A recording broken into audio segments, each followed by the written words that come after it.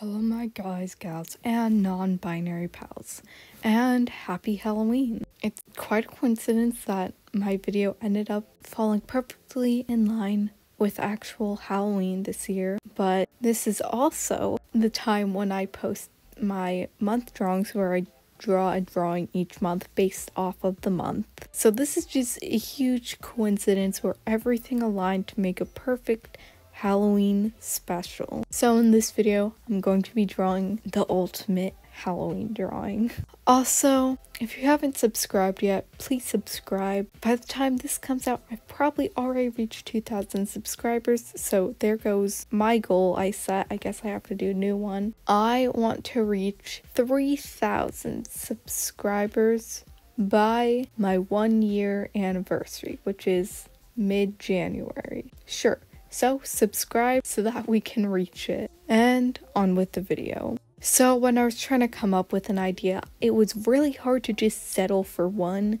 There's so many classic Halloween tropes and imagery I could take from, and I couldn't just choose one of them to go for. So I kind of just did them all. I've been doing a lot of paintings recently outside of YouTube and just painting a lot of little objects collected together onto one painting. And so that's kind of just what gave me this idea, because I've been doing a lot of those, and so it seeped into my digital art as well. So I just sketched out a ton of classic Halloween stuff.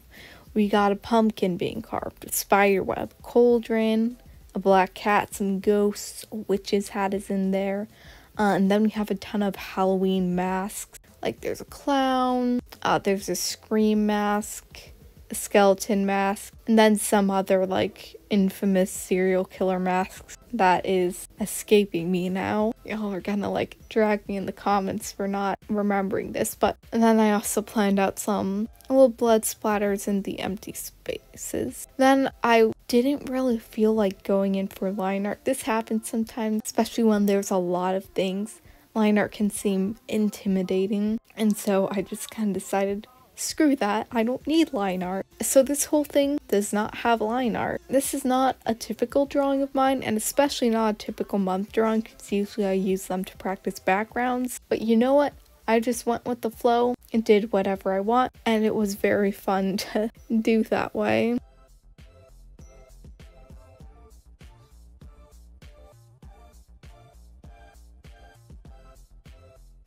So every object I put on its own layer, which was especially useful for the ghosts, because I had them all at 50 opacity, which let you see the ghosts and have them overlap, and I don't know, I liked playing around with their transparency and having the ghosts overlapping each other like that. Then Cauldron, that wasn't too difficult. It was hard figuring out how to get the shape of it, especially since I didn't draw a whole cauldron. But in the end, it turned out alright. Then I used the cotton cloud brush to make some green gas emitting from the cauldron. Then for the cat, that was also pretty simple. I did make it perfectly symmetrical, I think. I did a lot of copy and pasting of especially the eyes and the ears, because I struggle a lot with replicating symmetrical things like eyes, ears, legs,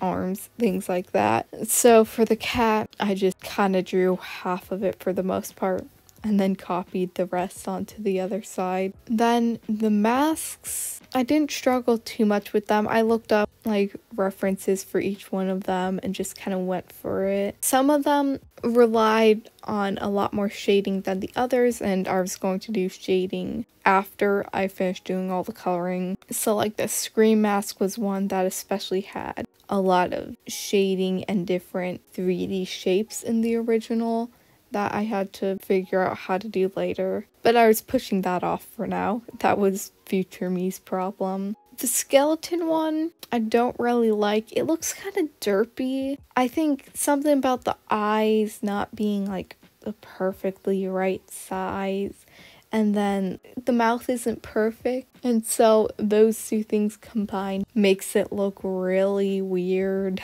But it's there. It's fine. It's good enough. It It's kind of funny to look at. Kind of funny looking. Which isn't really a Halloween vibe, but it's fine. He's special, he's unique, and we support him for that. Then, I had to look up some references of spider webs because I could not remember for the life of me what a spider web looked like. And then I also had some spiders like dangling from them. I don't think the dangling spiders look great because they're all just like perfectly falling down. It's not random enough, I guess. It feels too perfect.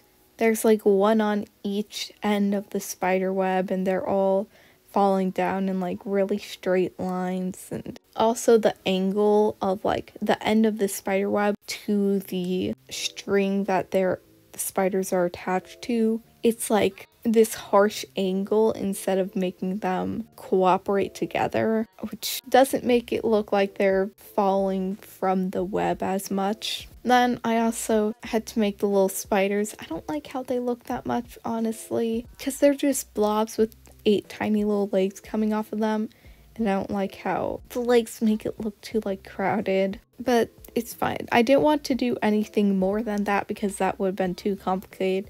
I wanted the spiders to be really simple since they're a small part of the whole drawing, so it's fine. They're there, I guess. I tried giving them eyes. I don't think I ended up doing it. It was a similar thing where it just made it look too crowded and there wasn't really enough space to give those eyes, and they weren't really looking like eyes since they had to be just tiny little dots, so I scrapped those two. Then I made the whole entire pumpkin and then placed some pumpkin guts on the outside of it. I had a lot of fun with the pumpkin guts. I just did like scribbles and then put in some seeds afterwards. And honestly, I love how the guts look. Like, that's one of my favorite parts of the drawing. The pumpkin overall is probably one of my favorites, at least before I shaded it. Yeah, I absolutely love it. I've always wanted to make one of those pumpkins where it has its guts like barfing out. I guess it is a bit generic, but I don't know. I've always liked those pumpkins and they sound fun to make. Then instead of doing actual splatters, I just made kind of blood stains in those empty spaces in the background. And then I moved on to shading, which I put off the shading for a long time for a good reason. There's a lot of things I had to shade and I was very worried about the shading. Shading takes a long time and I wasn't sure how I wanted to shade it, and I put a lot of pressure on making the shading like bring together a lot of the drawing, so I was very nervous. But I had to get started, so I just went for it. Started in the Cauldron, which was one of the hardest ones to shade because of the gosh darn bubbles. So I had to like look up various clip art images and stuff, you know, like hyper cartoonized Cauldron bubblings, and I tried to just kind of replicate it.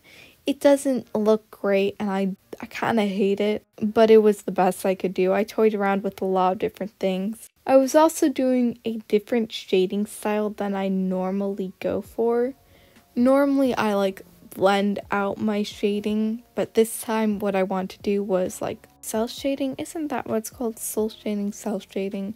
It's been a while. I haven't heard that word in a long time, but I want the harsh shading where it's just, you know, this part's shaded, this part's not. There's no blend between them. I try to do that a lot of the time to make things simpler, but then I just get in the territory of where it's like, I don't like how it looks. It's too harsh. And so I kind of bounce between two different shading styles throughout the whole entire piece. There's either really harsh shading or there is like really thin lines that kind of act as a blend between the unshaded and shaded parts. A good example of this is the shine on the actual Cauldron. You know, I thought it looked too perfect, so I went and kind of erased a lot of the shine I made to make little lines that blended it out. So yeah, the shading is not at all consistent in the method I used, but that's fine.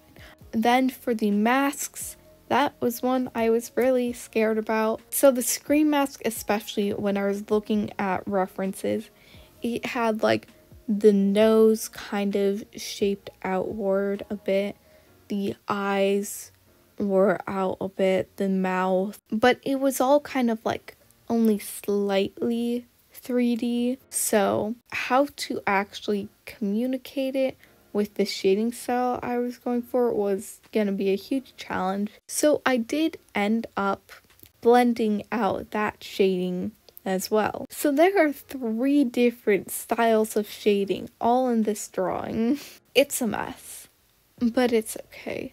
If I didn't blend out that shading, it would have looked a lot worse. I also love, like absolutely adore the shading and all that I did for the clown mask.